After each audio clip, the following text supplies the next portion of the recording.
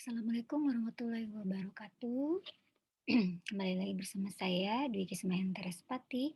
Hari ini kita masuk di mata kuliah akuntansi pemerintahan dan pada pertemuan kali ini yang akan kita bahas adalah mengenai investasi pemerintah.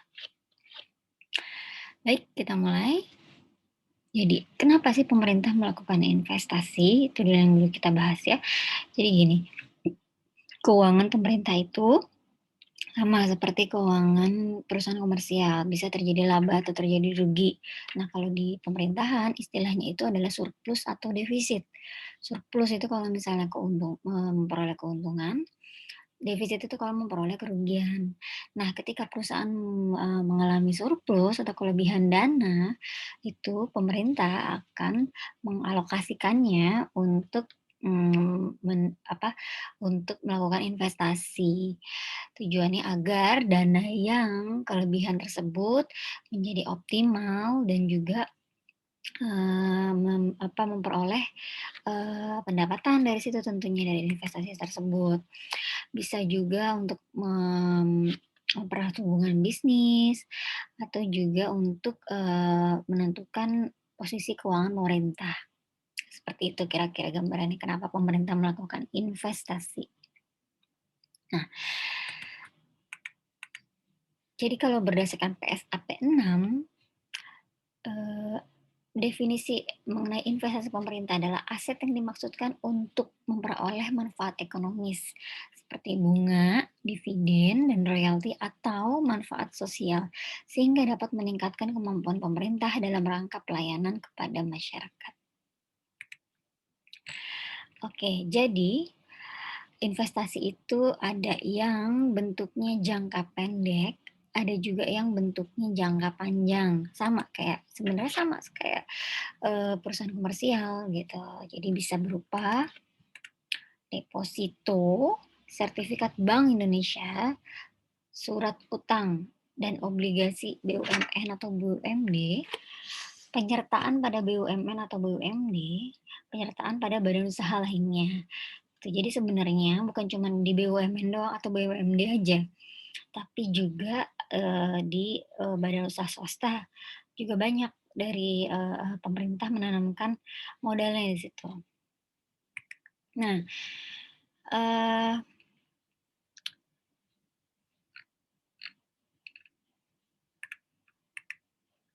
oke, jenis investasi terbagi 2, ada investasi jangka pendek dan juga investasi jangka panjang. Investasi jangka pendek itu, biasanya dimiliki kurang dari 12 bulan, kemudian, karakternya yang pertama, bisa segera diperjualbelikan, lalu ditujukan dalam rangka manajemen kas. Artinya, pemerintah dapat menjual investasi tersebut apabila timbul kebutuhan kas. Apalagi kadang-kadang suka mendesak. Nah itu, investasi jangka pendek itu akan mudah untuk dicairkan. Kemudian beresiko rendah, seperti itu. Mmm, Contoh investasi jangka pendek misalnya, deposito berjangka tapi waktunya cuma 3 sampai 12 bulan, jadi nggak lebih dari 1 tahun. Nah, kemudian surat utang negara, itu contoh-contoh dari investasi jangka pendek, gitu. Jadi, mudah untuk dicairkan sewaktu-waktu. Sementara apa itu investasi jangka panjang? Investasi jangka panjang itu, kepemilikannya lebih dari 12 bulan. Investasi jangka panjang ada 2, ada investasi permanen dan non permanen. Bedanya apa? Nah, kalau investasi permanen itu dimaksudkan untuk dimiliki secara berkelanjutan. Sementara investasi non permanen, investasi yang dimaksudkan untuk dimiliki tidak secara berkelanjutan. Yang dimaksud dengan berkelanjutan adalah tidak ada niat untuk memperjualbelikan atau menarik kembali, gitu. Sama-sama lebih dari 12 bulan dan kalau yang non permanen kan, eee, apa namanya, bukan berarti non permanen itu di bawah 12 bulan, nggak, dua-duanya ada di atas 12 bulan. Tapi kalau yang non permanen itu tidak untuk tidak dimiliki terus-menerus. Jadi sewaktu-waktu ada niat untuk memperjualbelikan atau menarik kembali, gitu. Contoh investasi permanen, misalnya penyertaan modal pemerintah pada perusahaan negara atau daerah, badan internasional, badan usaha lainnya yang bukan milik negara, jadi non-BUMN. Kemudian investasi permanen lainnya yang dimiliki oleh pemerintah untuk menghasilkan pendapatan atau meningkatkan pelayanan kepada masyarakat. Karena tujuannya adalah untuk pelayanan kepada masyarakat, jadi dimiliki dalam jangka panjang dan tidak ada keinginan untuk menarik kembali. Contoh misalnya ya, kalian tahu PT Delta Jakarta, itu kalau yang kalian rumahnya di daerah Bekasi, mungkin kalian pernah lihat lewat Kalimalang situ ada perusahaan besar itu depan namanya PT Delta Jakarta. PT Delta Jakarta ini Pemprov DKI itu menanamkan modalnya di PT Delta Jakarta. Nah, kayaknya lumayan besar dan menjadi pengendali juga. Jadi itu udah lumayan lama menanamkan modalnya di situ gitu.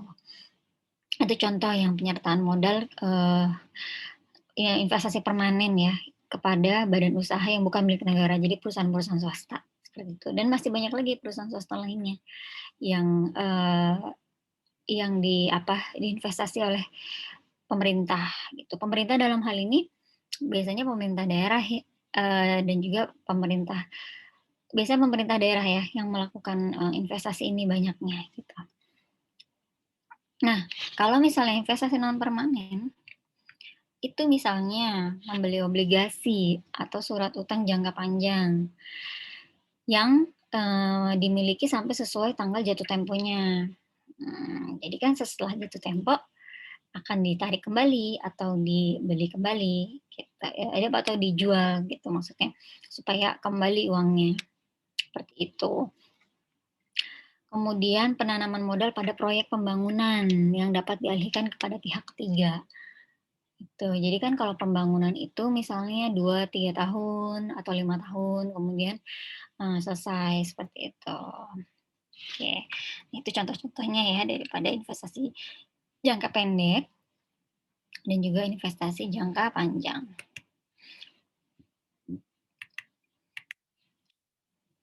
Bagaimana pengakuan investasinya? Jadi, investasi diakui jika memenuhi kriteria berikut. 1. Kemungkinan manfaat ekonomis dan manfaat lainnya atau jasa potensial di masa yang akan datang atas suatu investasi dapat diperoleh oleh pemerintah. Jadi ada manfaatnya, baik itu manfaat ekonomis maupun manfaat lainnya misalnya jasa potensial. 2. Nilai perolehan atau nilai wajar dapat diukur secara memadai. Artinya adalah misalnya begini.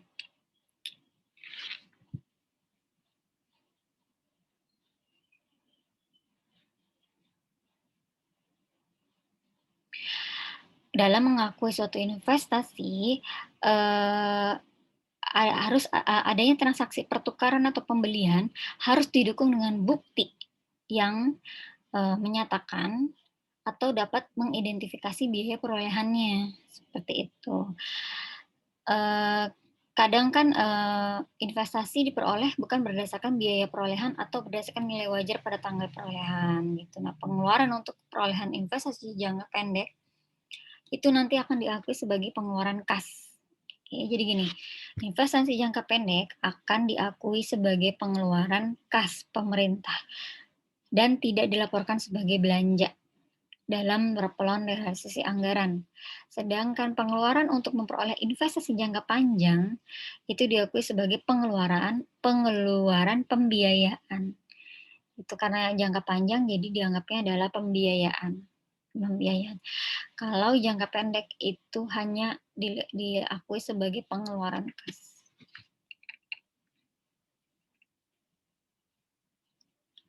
Misalnya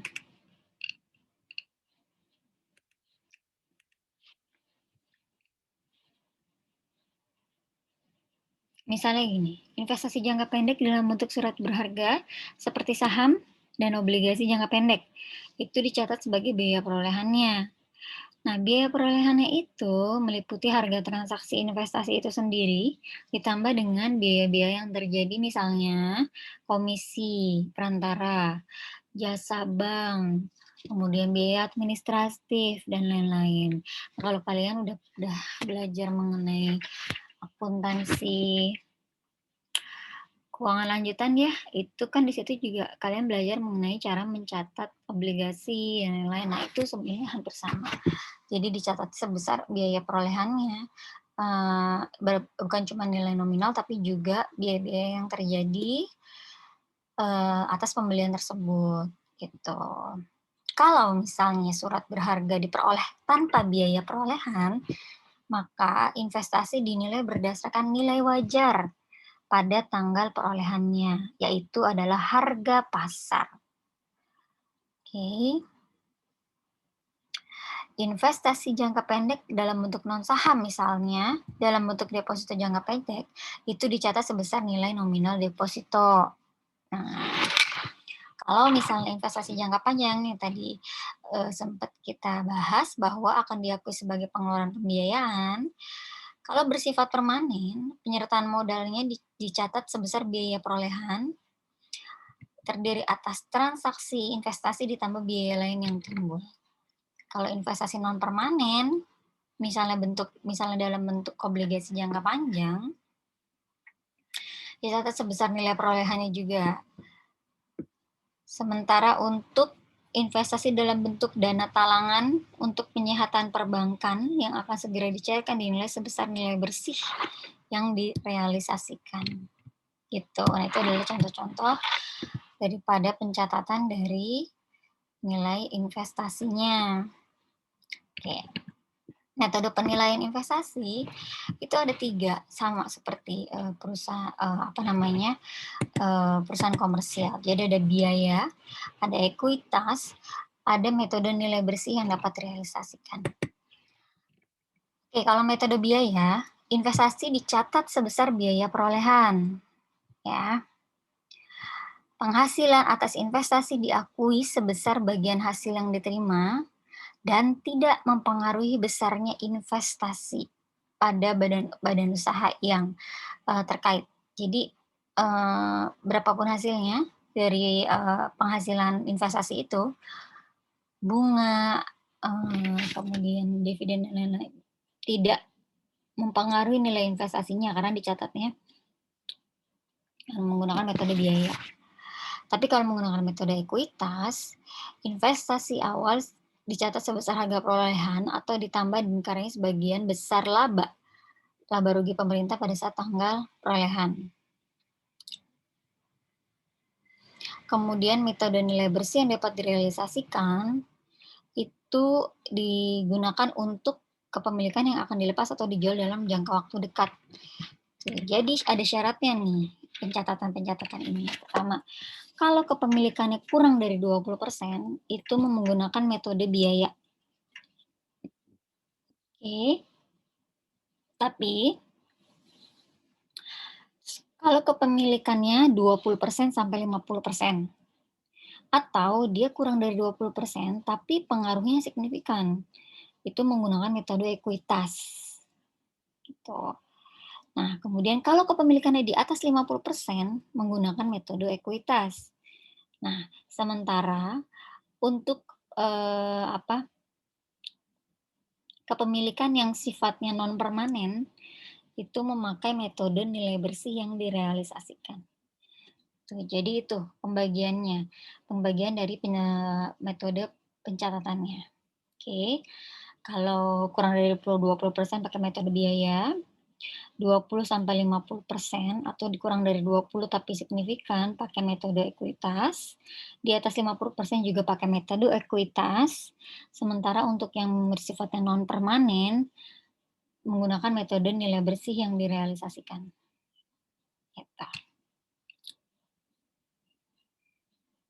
Sebenarnya intinya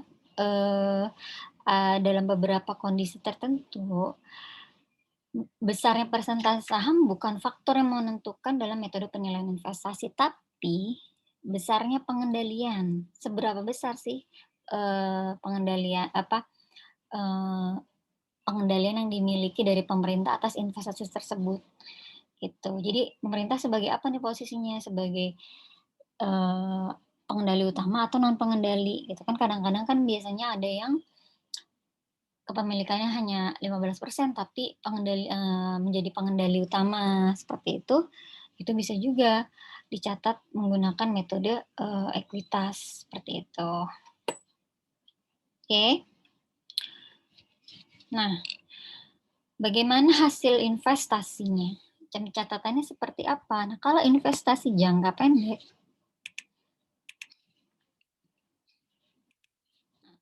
investasi jangka pendek berupa bunga deposito, bunga obligasi, dan dividen tunai itu dicatat sebagai pendapatan. Oke, jadi kas pada nanti uangnya dalam bentuk kas, di kreditnya itu adalah PAD lain-lain misalnya. Itu pendapatan, pendapatan asli daerah misalnya Pemkot Jakarta misalnya Pemkot Jakarta menanamkan modal pada, eee, apa,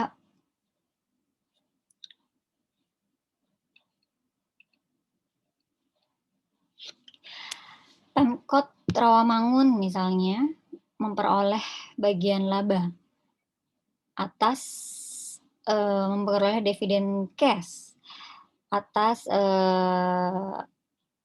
investasinya pada, perusahaan A misalnya, senilai 5 juta. Berarti kas 5 juta, kemudian, lain-lain, PAD yang sah 5 juta.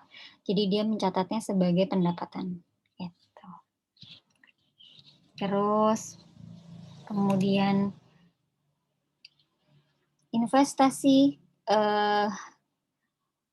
cash dividen nih tadi nih. Metode biaya dicatat cash dividen yang diperoleh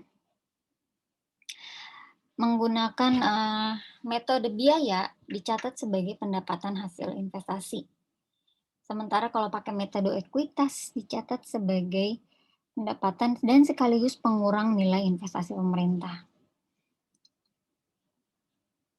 Kemudian kalau misalnya yang dibagikan adalah hasilnya berupa dividen saham, kalau metode biaya dicatat sebagai penambahan jumlah investasi, kalau metode ekuitas tidak ada pencatatan karena penambahan jumlah investasi sudah dicatat saat diumumkan laba. Kira-kira seperti itu pengakuan hasil investasinya.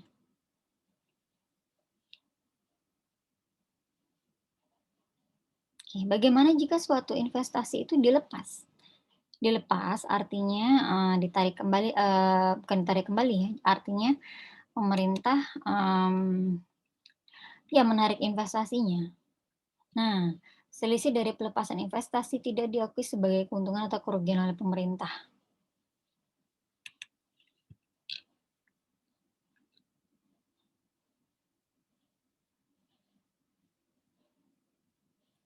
Kemudian, pelepasan sebagian dari investasi tertentu dinilai dengan menggunakan nilai rata-rata.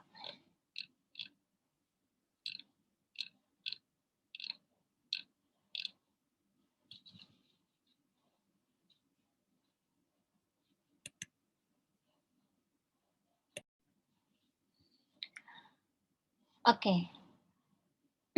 Jadi, pemerintah wajib mengungkapkan, kepemilikannya atau investasinya, baik dalam jangka pendek atau jangka panjang di dalam neraca, ya. Terutama nanti akan dijelaskan lebih detail dalam catatan atas laporan keuangan. Nah, apa aja yang dicatat apa aja yang harus diungkapkan? Nah, ini dia yang harus diungkapkan. Pertama, kebijakan akuntansi penentuan nilai investasinya. Jadi harus diberikan dasar hukumnya, apa yang digunakan, PSAP berapa yang digunakan, seperti itu. Kemudian jenis-jenis investasinya, investasi apa saja, apakah investasi jangka panjang atau jangka pendek, berupa apa, apakah deposito atau obligasi, surat utang, negara dan lain-lain. Kemudian perubahan harga pasar investasinya, karena, dalam 1 tahun buku pasti ada perubahan harga pasar dari suatu investasi ya. Apakah dia menurun harga nilai investasinya? Kalau menurun, dijelaskan juga penyebabnya apa. Kemudian investasi yang dinilai dengan nilai wajar dan alasan penerapannya. Kemudian perubahan pos-pos investasi yang terjadi kalau misalnya, eee, kalau misalnya terjadi perubahan. Jadi memang harus diungkapkan secara lengkap pada catatan atas laporan keuangan. Kira-kira seperti itu mengenai investasi, pemerintah. Oke, ini ada tugas, ada latihan yang harus kalian lakukan, seperti biasa kerjakan secara berkelompok, kemudian kumpulkan di Sebering ya, seperti biasa.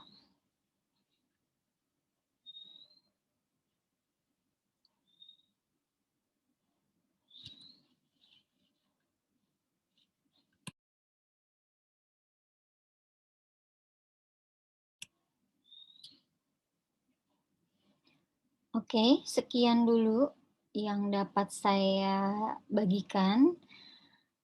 Apabila ada pertanyaan, dapat ditanyakan pada pertemuan berikutnya, dan kita akan diskusi lebih lanjut pada pertemuan berikutnya. Atau kalian bisa japri saya seperti biasa. Oke, sekian materi yang diberikan, semoga bermanfaat. Assalamualaikum warahmatullahi wabarakatuh.